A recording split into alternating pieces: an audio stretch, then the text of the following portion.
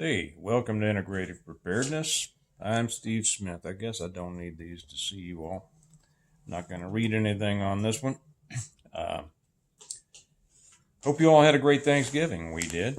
And took a couple of days off to relax. And now we're back at it. I want to talk to you about, I think, one of the most important things we can talk about.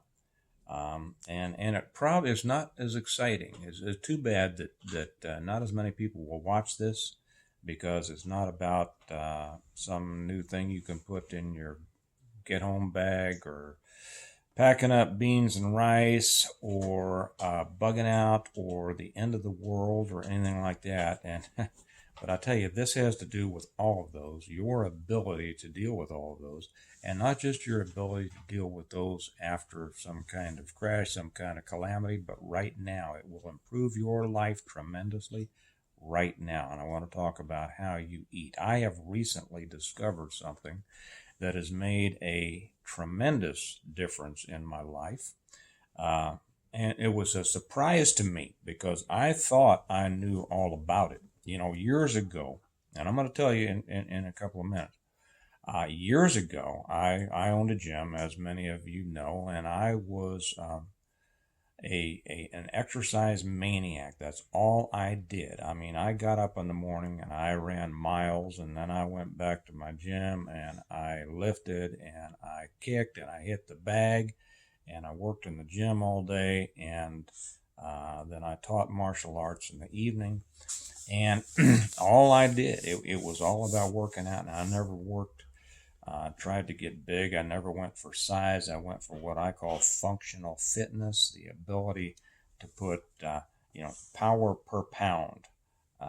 Be able I would tell people, fitness is not about how much weight you can pick up off the floor once or 10 times. It's not about how fast you can run a particular thing. It's about, and I would tell my people, go from the top of this mountain to the top of that mountain, accomplish these amount of tasks, along the way, and see how fast you can do it. And so that was my what am I trying to say here? That was my interest. Okay. And as such, I followed what became kind of a strict diet. That in the morning, every morning, I'd make a big bowl of rice. Because rice was my basic. Back then we thought the carbohydrates were important, carbo loading for the marathon runners and everything like that. You needed carbohydrates so that your fat would fully metabolize in the muscle cells. And I won't go into all that, but I mean, I could spout that stuff for hours. I knew it down to a T. And so I would make a big bowl of rice because that was energy, right? I mean, the VC could run all day along the Ho Chi Minh Trail on a handful of rice, right? So it had to be good. And in the morning, and I'd mix in some pineapple, and then later I'd mix in some fish, and then later on, and I use that bowl of rice to add stuff to throughout the day. All of my meals were something mixed with that rice to keep the carbs in, while I added proteins and other, vegetables and fruits and things like that. Well, anyway, I arrived at that because I put a lot of study into to diet and nutrition. Well, of course, along the way, life changes, right? You don't always eat as well as you should. Well, sometime back, and many of you have heard about keto, and no, it's not keto that I'm going to suggest. So don't go, I've heard all about that. Kelly started, telling me about keto and explaining how, and my kids make fun of me. They say it's not keto, it's keto. Well, keto, whatever it is. She would explain, and she'd explain the science and the nutrition behind it, and because she studied this a lot, and I'd poo-poo it, and I'd say, that's not at all what I've learned. That's not at all what I know. And besides that, I have to admit that I never really got into it and understood it a lot. She'd say get rid of grains, and that's number one. And I tell you, when I laid off the grains, including rice, I felt a lot better. But I didn't do it on a daily basis. I didn't commit myself to it.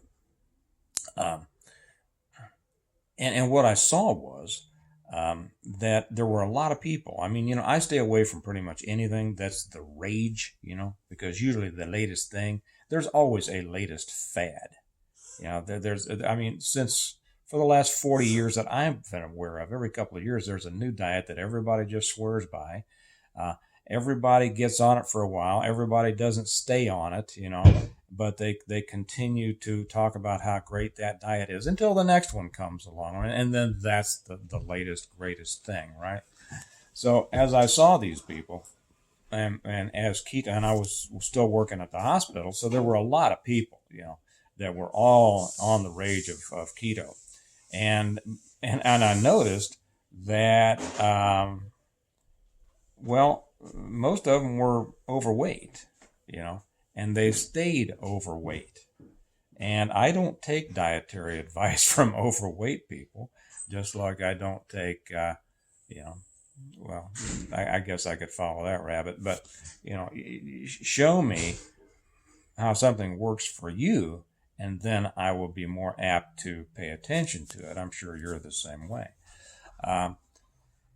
And what I saw was, some people would, most people would get on it for a while, and then, how the old thing, well, I'm going to have a bad day. Well, I'll start tomorrow, or I'll start later today, or, well, I'm just going to be bad today. I can't do it on a birthday. I can't do it on a holiday.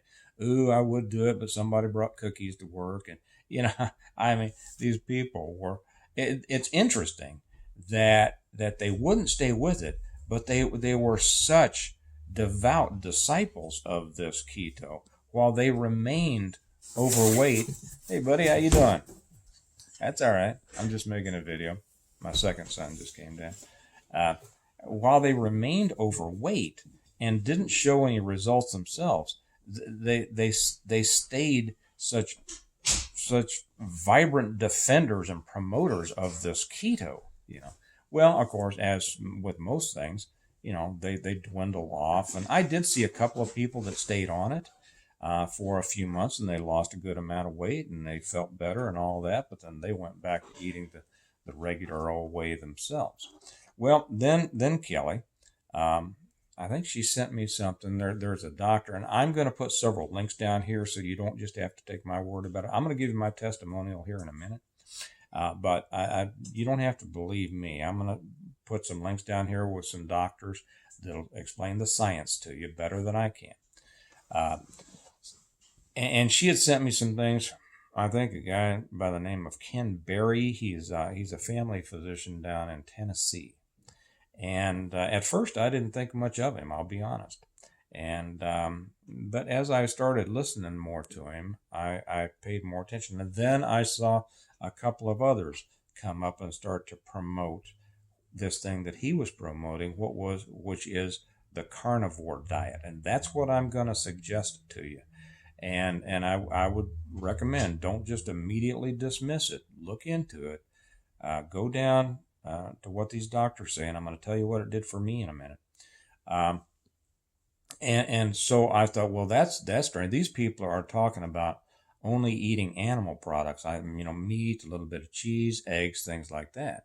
And that's it. Well, everybody knows that that's not a balanced diet, right? Everybody knows that you should not just eat meat. Everybody knows, right? And that's going to result in all sorts of things, high cholesterol and gout and everything that we've been told all the years. Well, then there's this other guy that he just recently hit YouTube. Already got a big channel. He's an MD, orthopedic surgeon, I believe. Sean Baker is his name. Many of you maybe, probably have watched him, and I'll put a link down here for him. And he started talking about it. And so I paid a little bit more attention. And then finally, I saw an hour-long discussion with another MD talking with two doctors. One, I think his name is Grundy or something like that. I don't know. He's kind of a plant-based guy, And he had this other doctor on who was just very, very for carnivore. And I'm trying to think of what his name was. I don't remember. I should have looked it up, but I'm going to put his link down here too. I don't, I don't know if it's Pazantino, something like that, but it'll be down here. And so I watched his, and he started to explain the the the biology of it. He started to explain the science of a carnivore diet, and what he claimed or explained was that eating a carnivore diet satisfies all of your nutritional requirements. So I says, okay, I'll give it a shot. One day, I laid off everything but ate meat. Now, I was in the middle of, I just started the light season, the Christmas light season, where I'm out there all day long, climbing up and down ladders, climbing on roofs, throwing these 32-foot ladders around all the time. And I'll tell you, it's a workout, especially when you keep on doing it. You do it all day, and then you do it the next day. And just to give you an idea, this is a couple of days after Thanksgiving. I've only had one day off since October 12th, so I haven't, when you overload your muscular system, you need a little time to let it recuperate and heal, because that's the building time. Well, I haven't had any recuperative time. It's just every day has been out there. But anyway, back at the beginning, so I was, at the beginning of each season, I could feel the aches and pains, and I could feel the drag, and I go, oh man, I can tell I haven't done this for a while. Well, that one day I did the carnivore, and I woke up the next day. I had no aches and pains. I had slept like a baby, which I hadn't slept, because when you're sore and you're hurting, you don't sleep that well, and you're overheated from out there working all the time. And I had slept like a baby. I hadn't gotten up at all in the middle of the night, like some of us do. And when I got up, I found I was bouncing down the stairs. I had energy. I was clear. I felt ready to go. So I started doing that. And I won't claim that I've done it every day. I haven't. I mean, it's been Thanksgiving, right? I've had pecan pie and all sorts of things that haven't been totally carnivore. And there are other times that I don't. But I'll tell you what, mostly staying on that, I have felt an unbelievable difference in my strength, my energy, my sleep patterns, my moods. I'm always in a pretty good mood, but I mean, there's a difference between being okay, it's a new day, and getting up and being ready to go in the morning. So anyway, recently I went to have my annual physical, right? And so I went in, and the girl says, the new little assistant, she took my blood pressure, and she said, "Oh, it's pretty high. It's 139 over 90 or something, which is high, And I said, well, my blood pressure is never that high. Oh, yes, it is. You might want to. She assured me that I might want to, think about changing my diet. And do I get any exercise? I love these people who you can tell themselves don't have any exercise, telling me to get out and get some exercise. So I finally the doctor came in. My doctor, he's a great guy, and he said, well, I see your blood pressure is a little bit high. I said, well, he said, do you ever check it? I said, yeah. I said, sometimes I sit down at these little things and I take it, but it's always about 120 over 80, 78, something like that. He says, well, let me check it again. He checked it, and he says, you're exactly right. You're picture perfect. Whether at 118 over 78 or 80, something like that. He says, you still don't take any medication. And I said, no, you don't take any blood pressure, no cholesterol, no anything. Your weight is perfect. How do you feel? I said, I feel great. He said, well, you know what, just as you get into your age, we recommend a Mediterranean diet. You all are familiar with the Mediterranean diet, right? And he even had a poster up there, he says, here, you can look at this and see, they're told to promote this. I says, yes, I know. I've been familiar with the Mediterranean diet for, 30, 40 years, something like that. But I tell you what, he said, well, we'll look at your labs and see what happens to your labs. He said, but you're in great shape. What are you doing? whatever you're doing is great. And I told him about the carnivore diet, and he said, really, he'd never heard of it.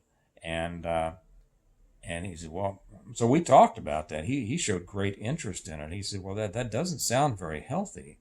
It'll be interesting to see what happens when we get your labs back. He says, but I'll look into it. So the next day, a guy called me from his office. He had my lab results, and he says, wow, he says, whatever you're doing is good. He says, everything's great. Your cholesterol numbers have actually improved from what was already pretty good. He says, so whatever you're doing, keep doing. And I told him about the carnivore diet. He'd never heard of it. And he said, it doesn't make any sense to me either, but I'll look into it. And after I talked to him for a few minutes. So I'm going to throw this out there because this kind of flies in the face of what everybody has always thought about nutritional guidelines. And it also has an application in preparedness. Many preparedness, diets. And as we stock food and things like that, everybody, rice and beans and pasta and things like that have always been like the front line, right? The foundation of that. And anybody who knows anything knows you need a lot of protein to keep going, especially if you're working hard. Because as you break down muscle, you need that protein to rebuild the muscle or any tissue. Carbohydrates and fats don't build tissue. So most people have kind of let the protein take a back seat, throwing it in, just knowing that we need some, but not understanding how much we really need. So this is what I'm suggesting to you all. When I go carnivore, it has made an unbelievable difference in my life. And this is from a guy who has been involved in this stuff for 40 years. And thought he knew what he was talking about. So take that, look into it. If you think it might be, you will find that everything that is supposed to do bad to you actually is just the opposite. I'm going to put these links down here for you to go to, and I'm going to put them above my links to my books and my Patreon channel and things like that, so they're easily to be found. I suggest that you watch these things, and you'll understand. A lot, and I think that you'll, if you give it a try yourself, I think that you'll see the difference, just like everybody else who has ever tried it will. And your doctor will probably say it's foolish, don't do it. People will argue with you, don't do it. Up to you. Listen to what these guys have to say, and then try it yourself. And I hope that it helps. There's a lot more to this than what I've been able to put here, and a lot more benefits. But this is one of those things that, like I like to say, is not as sexy as the end of the world and China invading and some new good guy for your get-home bag. But it's probably a lot more important than that, because it's going to have a positive effect on your life right now. It should have an effect on how you approach or reapproach or reevaluate your food stores, and then how you eat, after an emergency situation. I think it'll make all the difference. So do with it what you will, but if you look into it and you do something with it, I think you'll get a lot out of it. So I'll leave it at that for today. Remember that we prepare well today in order to live well tomorrow, and preparation begins with information and understanding, and then applying that information in the best way that we can. That's why I wanted to give you this information today. So again, check these links down there. Enjoy it. Try it out for yourself. And maybe some of you already do carnivore. Put in the comments how it has affected you. And if you start to do it and you see the results, it didn't take me very long at all to see the results. Go ahead and leave the comments. It'll help other people. So you all have a good day, and I'll talk to you later. Bye-bye.